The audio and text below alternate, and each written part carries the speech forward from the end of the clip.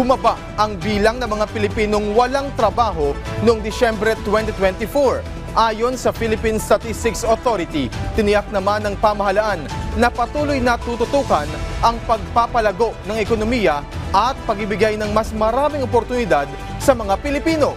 Si Joshua Garcia ng PTV sa Balitang Pambansa. Yes, Alan, batay sa huling datos ng Philippine Statistics Authority sa kanilang December 2024 Labor Force Survey, nanatili sa 3.1% ang unemployment rate sa bansa noong Disyembre 2024 o katumbas ng 1.63 milyon na bilang ng walang trabaho.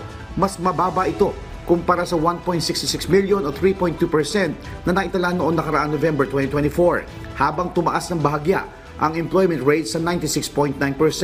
Katumbas naman ito, Alan, na nasa 50.19 milyon na may trabaho. Mas mababa kumpara sa 50.52 milyon noong Disyembre 2023. Pero mas mataas sa 49.54 milyon noong Nobyembre 2024. Bumaba ang labor force participation rate sa 65.1% na nangangahulugang mas kaunti ang mga taong aktibong naghahanap ng trabaho. Sa kabila naman na naitala na walang trabaho sa sektor ng agrikultura at manufacturing, dumami naman ang mga trabaho sa transportasyon, konstruksyon at serbisyong publiko. Ayon pa sa datos ng PSA, pinakamarami nagtatrabaho na naitala ay sa sektor ng serbisyo na may 60.5%, habang nasa 21.3% ang nasa agrikultura at 18.3% sa industriya. Kasabay dito, bumaba naman ang underemployment sa 10.9%.